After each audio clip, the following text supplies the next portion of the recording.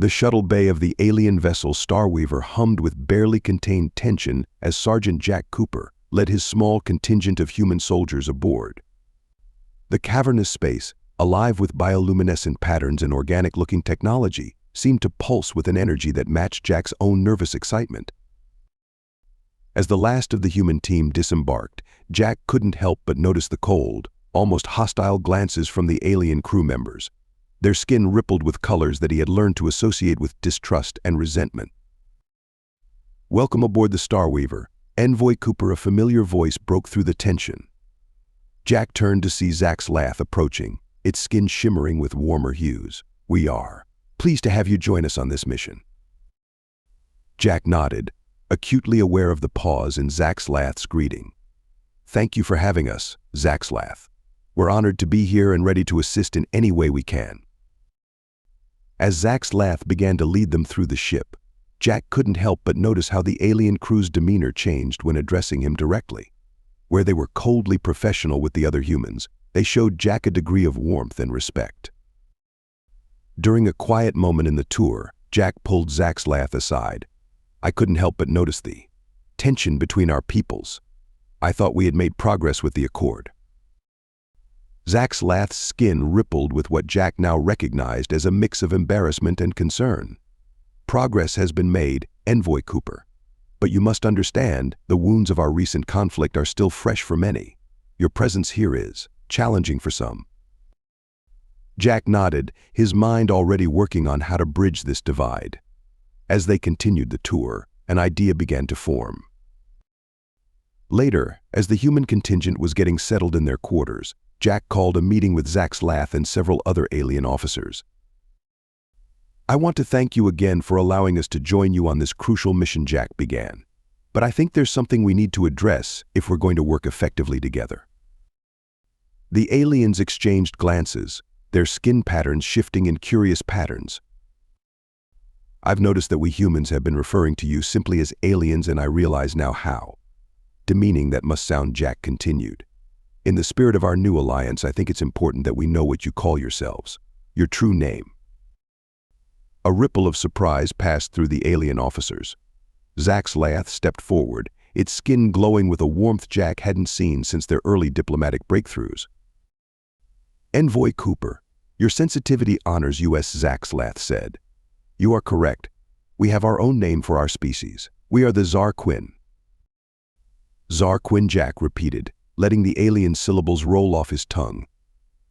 "Thank you for sharing that with us. I'll make sure my team knows to use this name from now on." The atmosphere in the room seemed to shift, a subtle but palpable easing of tension. One of the other Zarquin officers, who had been particularly cold earlier, stepped forward. "Envoy Cooper, your gesture is appreciated," the officer said, its skin pulsing with newfound respect. "Perhaps there is hope for true understanding between our peoples after all." As the meeting concluded, Jack felt a small sense of victory. It was a tiny step, but an important one. He knew that bridging the gap between humans and Zarquin would be a long and challenging process, but he was determined to see it through.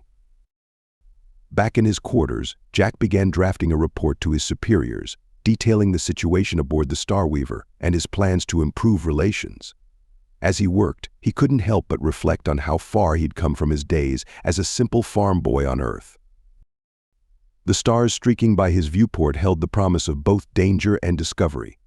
The threat of the ancient robotic civilization loomed ahead, a challenge that would test both humans and Zarquin alike. But as Jack finished his report, he felt a surge of determination. If they could overcome their differences and truly work together, there was no challenge they couldn't face. The corridors of the Starweaver thrummed with an energy that Sergeant Jack Cooper had come to associate with barely contained emotions. As he made his way through the ship, ostensibly on a routine inspection, his keen ears picked up snippets of Zarquin conversation that the universal translators struggled to fully convey. Rounding a corner, Jack paused as he overheard a heated discussion between two Zarquin crew members. Their skin pulsed with dark, angry colors that needed no translation. Should never have allowed them on board," one was saying, its appendages gesticulating wildly. "Have we forgotten what they did to our homeworld? The billions lost." The other Zar Quinn's colors shifted to a pattern Jack recognized as grim agreement. I understand your anger, but what choice do we have? The threat we face. Jack was about to move on, not wanting to eavesdrop further, when a third voice cut through the conversation. The tone was authoritative, leaving no room for argument. That's enough, the new arrival, clearly a high-ranking officer, said. We've been over this. The alliance with the humans is not up for debate. What's done is done, and we need their help now. As the group dispersed, Jack couldn't help but feel a weight settling in his chest. The resentment ran deeper than he'd realized, and for good reason. The destruction of the Zar Quinn homeworld, even if it had been in response to aggression from extremist factions, was a wound that wouldn't heal easily. Later that day, during a scheduled communication with Earth, Jack found himself grappling with how to convey the complexity of the situation to his superiors. Admiral Leeds Jack began, choosing his words carefully. While progress is being made, I have concerns about the underlying tensions aboard the Starweaver. The holographic image of Leeds nodded gravely. Go on, Cooper. Don't sugarcoat it. Jack took a deep breath. Sir, there's a significant faction among the Zar Quinn who still harbor deep resentment over the destruction of their homeworld. While the leadership is committed to the Alliance, I fear these sentiments could jeopardize our mission if left unaddressed. Leeds' expression was grim. I was afraid of that. What do you propose, Cooper? I believe we need to take a more proactive approach to integration, Sir Jack replied. Cultural exchange programs, joint training exercises. Anything to help both sides see each other as individuals rather than faceless enemies. As the conversation concluded, Jack felt the weight of responsibility pressing down on him. He knew that bridging this divide wouldn't be easy, but it was crucial for the success of their mission and the future of human-Zar Quinn relations. Over the next few days, Jack threw himself into his self-appointed task of improving relations. He organized informal gatherings where humans and Zar Quinn could interact in a relaxed setting, encouraged his team to learn basic Zar Quinn customs, and even started learning the complex color-based communication that supplemented Zar Quinn speech. Progress was slow but steady. Jack noticed small changes: a human soldier and Zar Quinn engineer collaborating on a maintenance task, a shared laugh over a cultural misunderstanding, a grudging admission of respect for each other's skills. The breakthrough came unexpectedly, during what Jack had intended to be a simple cultural exchange session. He had been explaining the concept of Earth sports to a group of curious Zar Quinn when one of them, a young engineer named Vex Alia, made a connection. This soccer you described, Vex Alia said, her skin shimmering with excitement. It sounds remarkably similar to our game of Krell Tor. Perhaps we could organize a match. The idea took off like wildfire. Within hours, plans were being made for a human vs. Zar Quinn soccer Krell Tor hybrid game. As Jack watched humans and Zar Quinn alike getting caught up in the excitement, he felt a glimmer of hope. That evening, as Jack was making notes for his next report to Earth, he received an unexpected visitor. It was the Zar Quinn officer he had overheard earlier, the one who had shut down the talk of revenge. Envoy Cooper, the officer said, its skin pulsing with colors Jack now recognized as respect and cautious optimism. I wanted to commend you on your efforts. I won't pretend that all our problems are solved, but you've made a difference. Jack nodded, understanding the weight of the admission. Thank you, sir. We still have a long way to go, but I believe we're on the right path. As the officer left, Jack turned back to his report, a small smile playing on his lips. The echoes of past conflicts still reverberated through the Starweaver, but now they were joined by new sounds: laughter, friendly debate, and the first tentative steps towards true understanding. The challenges ahead were immense, both from the looming robotic threat and the complex dynamics within their own alliance. But as Jack looked out at the stars streaking by his viewport, he felt a renewed sense of purpose. One step at a time, one conversation at a time, they would build the foundation for a future where humans and Zar Quinn stood together against whatever the galaxy might throw at them. And Sergeant Jack Cooper, farm boy turned interstellar diplomat, was right where he needed to be to make that future a reality. The Starweaver dropped out of faster-than-light travel with a shudder that Sergeant Jack Cooper had come to associate with anticipation. Through the viewport, a planet swirled into view: Kelvora, a Zarquin colony world that would serve as their resupply point before the final push towards the robotic threat. "Quite a sight, isn't it?" Zaxlath said, appearing beside Jack. The alien's skin rippled with colors that Jack now recognized as pride tinged with melancholy. Jack nodded, taking in the swirling purples and greens of the planet's atmosphere. "It's beautiful. Is it? Is it similar to your homeworld?" Zaxlath's colors darkened slightly. "In some ways, yes. We've tried to recreate what we've lost, but it trailed off, the unspoken weight of their destroyed home hanging between them." As they prepared for planetfall, Jack briefed his human contingent. "Remember, we're guests here. This is our chance to learn, to understand. Keep your eyes open, but your hands to yourselves unless invited.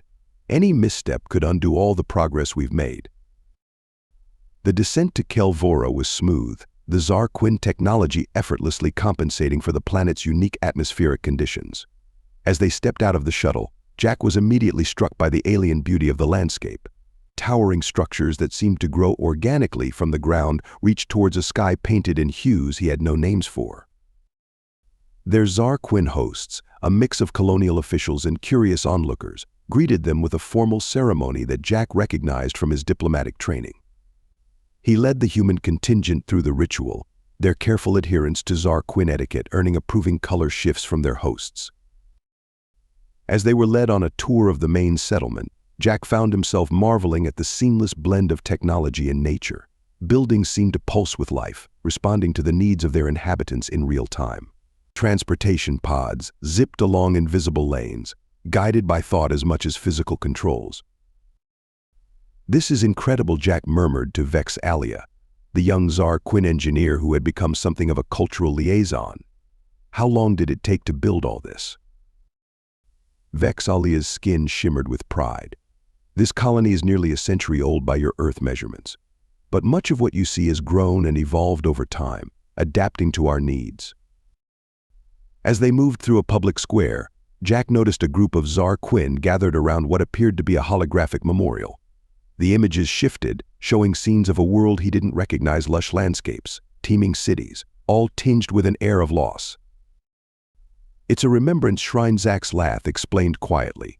"For our homeworld, every Zarquin colony has one." The mood of the tour shifted after that, a subtle undercurrent of tension creeping in. Jack noticed some of the local Zarquin eyeing the humans with colors he now recognized as suspicion and resentment. Things came to a head when they visited a research facility on the outskirts of the settlement. As Jack and his team were being shown some of the Zarquin's advanced terraforming technology, a commotion broke out. A group of local Zarquin had gathered outside, their skin pulsing with angry colors. "Murderers," one shouted, the translator struggling to convey the full venom of the word. "How dare you bring them here, to our sanctuary?" Jack tensed, seeing some of his human teammates reach instinctively for weapons they hadn't been allowed to bring. The Zarquin security detail moved to intercept the protesters, the air thick with tension. Without thinking, Jack stepped forward, placing himself between the two groups.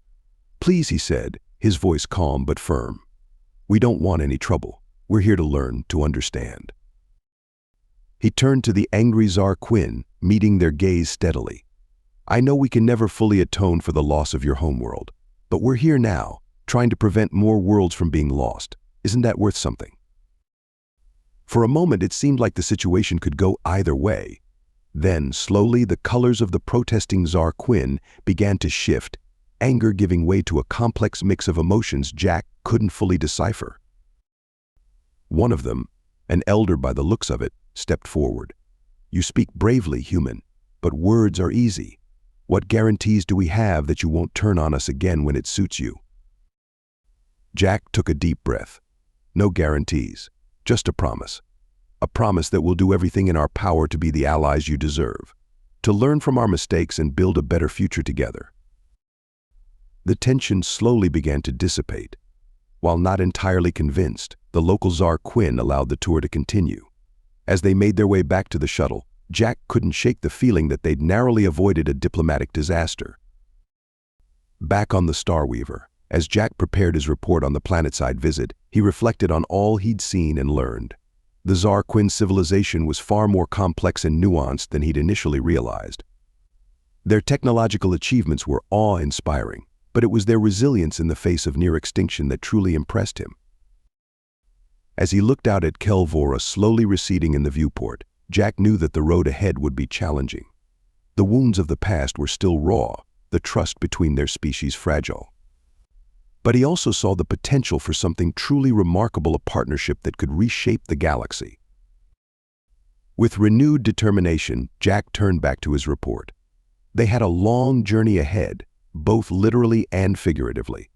But for the first time since this mission began, he felt genuinely hopeful about their chances. The Starweaver's engines hummed to life, preparing for the final leg of their journey towards the robotic threat. As they accelerated away from Kelvora, Jack couldn't help but feel that they were leaving not just a planet behind, but taking the first real steps towards a shared future. The Starweaver hummed with a nervous energy as it pushed deeper into uncharted space.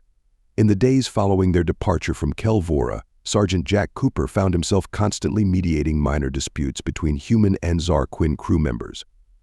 The close quarters and mounting tension of their approach to the robotic threat were fraying nerves on both sides.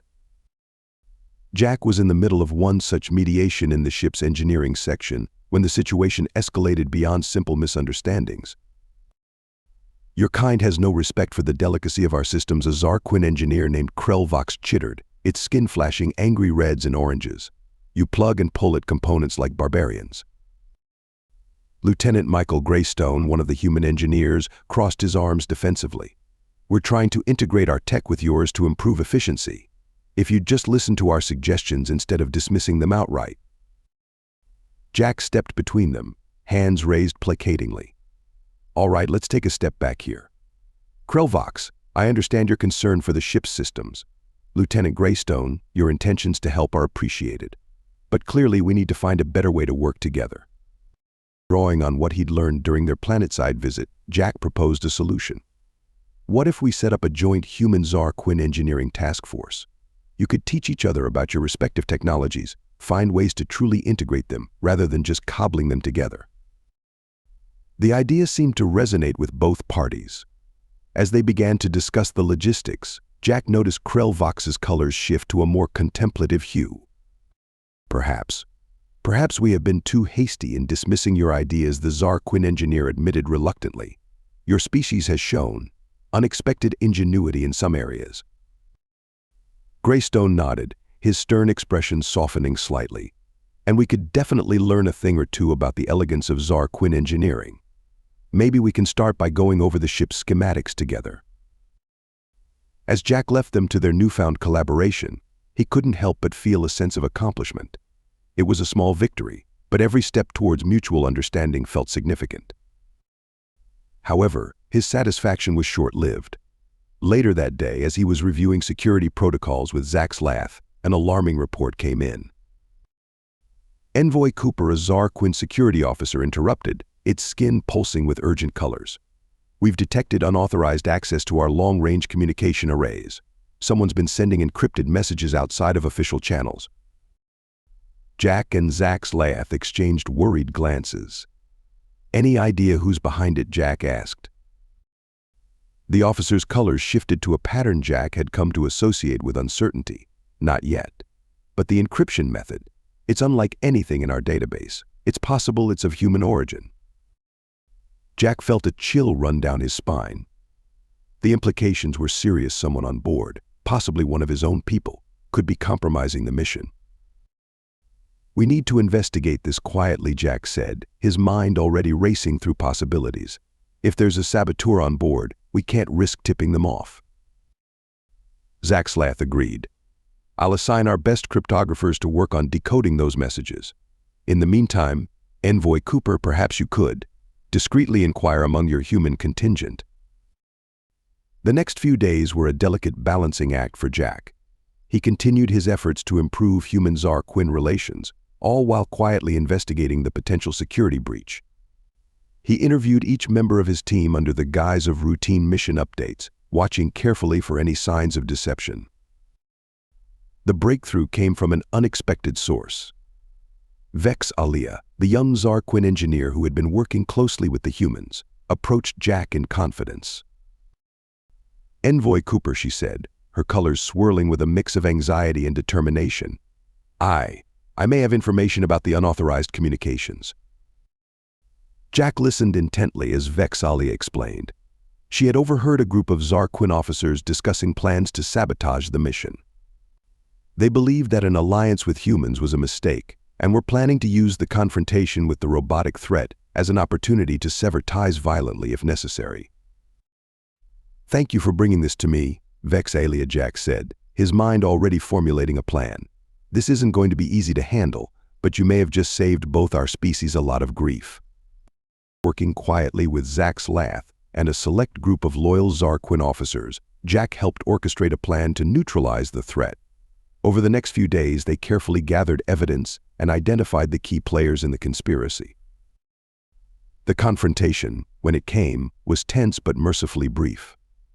With irrefutable evidence presented, the conspirators were taken into custody without violence. As Jack watched them being led away, he couldn't help but feel a mix of relief and sadness. The road to true alliance was proving even more complex than he'd imagined. In the aftermath, Jack found himself summoned to a meeting with the Zarquin High Command. To his surprise, he was greeted not with suspicion, but with genuine gratitude. "Envoy Cooper," the Zarquin admiral said, its skin glowing with colors Jack now recognized as deep respect. "Your actions have not only safeguarded this mission but have demonstrated the true value of our alliance. You've shown us that trust and cooperation between our species is not just possible, but essential." As the meeting concluded, Jack felt a renewed sense of purpose. The challenges they faced were far from over, but they had taken a significant step forward.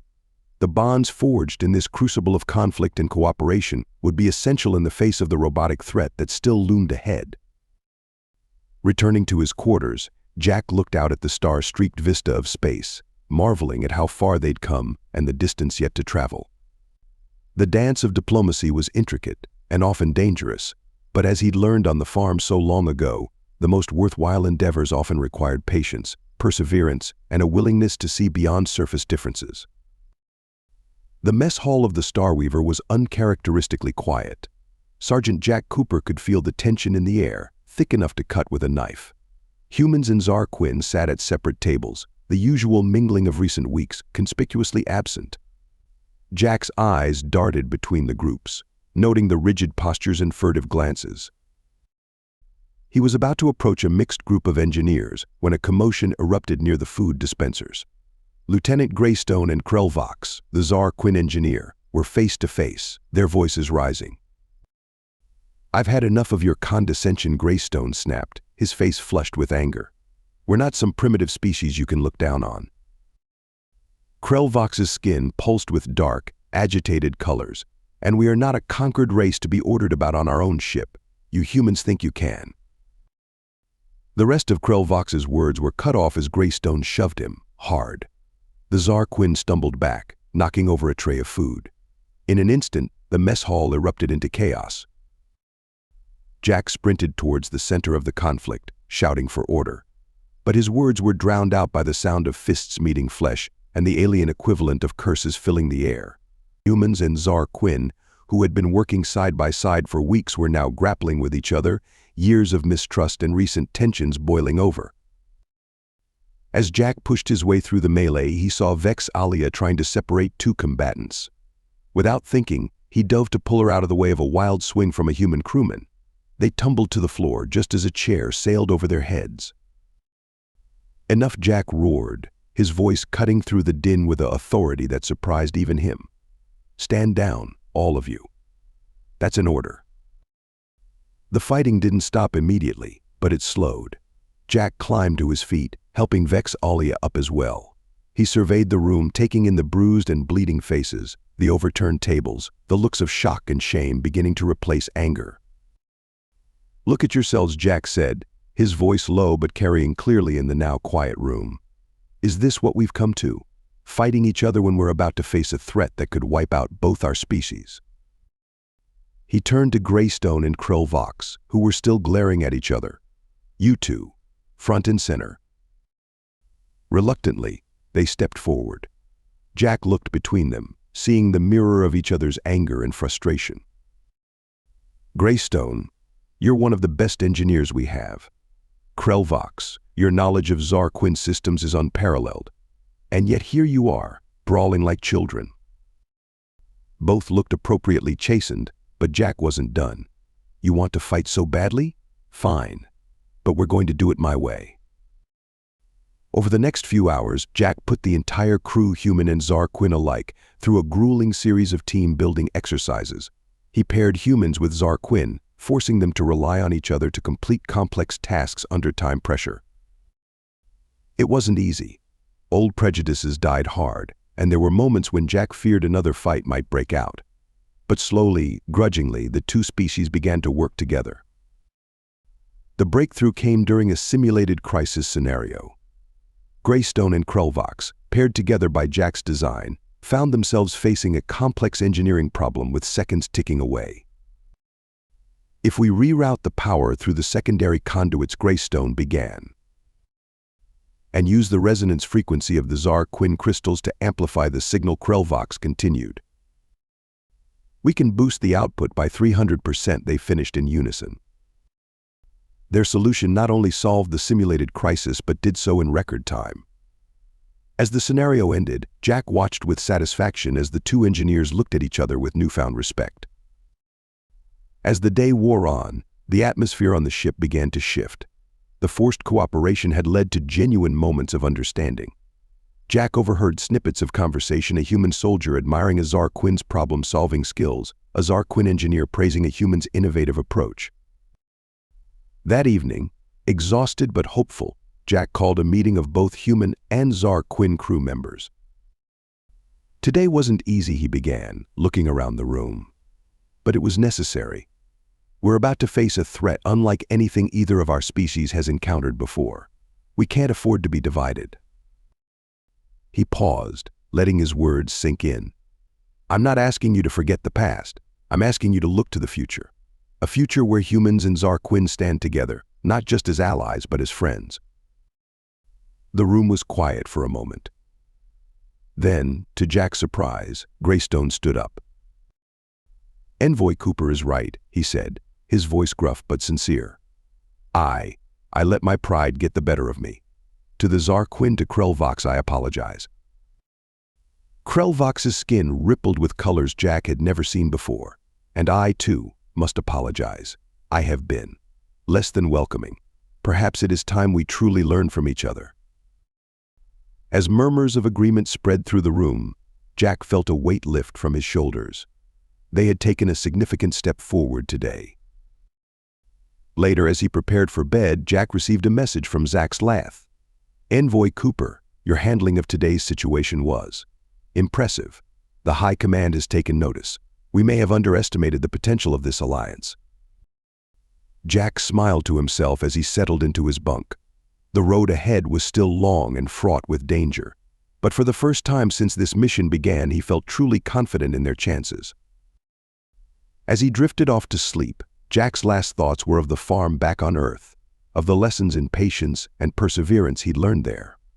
Those lessons, it seemed, were serving him well among the stars. The bridge of the Starweaver thrummed with nervous energy as Sergeant Jack Cooper stepped through the doors. The faces of both human and Zarquin crew members were etched with a mix of anticipation and dread. They had been traveling for weeks, and now, finally, they were approaching their destination. Envoy Cooper Zax Lath greeted him, its skin rippling with colors that Jack had come to associate with grim determination. "We're glad you could join us. We're about to drop out of FTL." Jack nodded, taking his place beside the alien commander. The view screen before them showed the swirling chaos of faster-than-light travel, a maelstrom of light and color that never failed to leave Jack in awe. "All hands, prepare for reversion to normal space," the ship's AI announced. There was a moment of disorientation as the Starweaver decelerated, the view screen clearing to reveal their destination.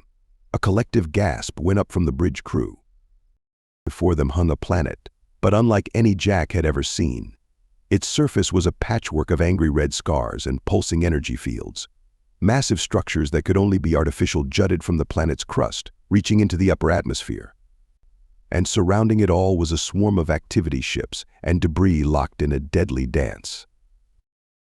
By the ancestors, Zach's laugh whispered, its voice filled with horror. What have they done to this world?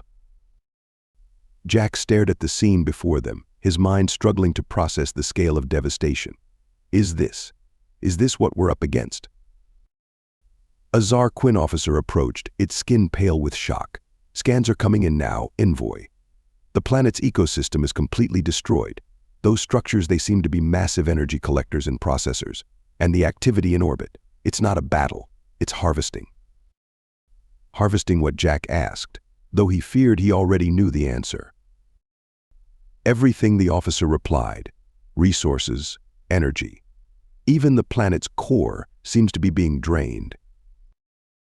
As they watched, a section of the planet's crust suddenly collapsed, revealing a network of glowing veins beneath. A swarm of smaller ships descended on the breach, their purpose clearly to extract whatever resources had been exposed. We're being hailed, another officer announced, its voice tight with tension. Zach's laugh looked to Jack, who nodded. Put it through, the Zar Quinn commander ordered. The view screen flickered, and Jack found himself face to face with something. It wasn't a face in any conventional sense, more a shifting mass of metallic segments and pulsing lights. When it spoke, the sound was a discordant mix of mechanical tones and digital noise. Organic entities, detected, the being said, its voice devoid of any emotion. State purpose or be categorized as resource. Jack stepped forward, drawing on all his diplomatic training. I am Envoy Jack Cooper, representing an alliance of species. We've come to. Alliance irrelevant, the robotic entity interrupted. Organic inefficiency noted. Assimilation and optimization required. With that, the transmission cut off. Almost immediately, alarms began blaring throughout the ship. Multiple hostile contacts incoming, the tactical officer shouted. They're launching some kind of boarding pods. Jack's mind raced. Everything they'd worked for, the fragile alliance they'd built, was about to be put to the ultimate test. Zach's laugh, he said, turning to the Zar Quinn commander. We need to coordinate our defenses. Human and Zar Quinn, working together. Zach's laugh's skin pulsed with colors of agreement. Agreed. All hands, battle stations. Envoy Cooper, we'll need your expertise in coordinating our ground teams if they manage to board. As the crew sprang into action, Jack felt a surge of pride. Humans and Zar Quinn moved in perfect sync, their recent training paying off as they prepared for the fight of their lives. Lieutenant Greystone, Krelvox, Jack called out. I need you two to work on boosting our shields. Use that trick you figured out in the simulation. The human and Zar Quinn engineers nodded, immediately huddling over a console. As the first wave of robotic ships approached, Jack took a moment to look around the bridge.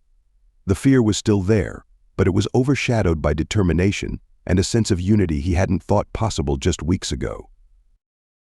Whatever happens, Jack said, his voice carrying across the bridge, we face it together. For Earth, for the Zar Quinn homeworld, for all organic life in the galaxy. A chorus of affirmations, human voices, and Zar Quinn vocalizations answered him. The view screen lit up with weapons fire as the Star Weaver engaged the first of the robotic ships. Jack braced himself, knowing that this was just the beginning. The true test of their alliance, of everything they'd worked for, lay ahead. As he moved to coordinate the defense teams, Jack couldn't help but think of how far they'd come. From a farm on Earth to the edge of known space, from bitter enemies to stalwart allies. Whatever the outcome of this battle, he knew that they had already achieved something remarkable. The Star Weaver shuddered under the first impacts of enemy fire. The fight for the future of organic life in the galaxy had begun. And Sergeant Jack Cooper, farm boy turned interstellar diplomat, was right where he needed to be at the forefront of humanity's greatest challenge yet. Thank you so much for listening to this story. I hope you loved it. Please remember to subscribe if you did like it so you can see more videos like this. And please give us a like and a comment too. I'll see you in the next one.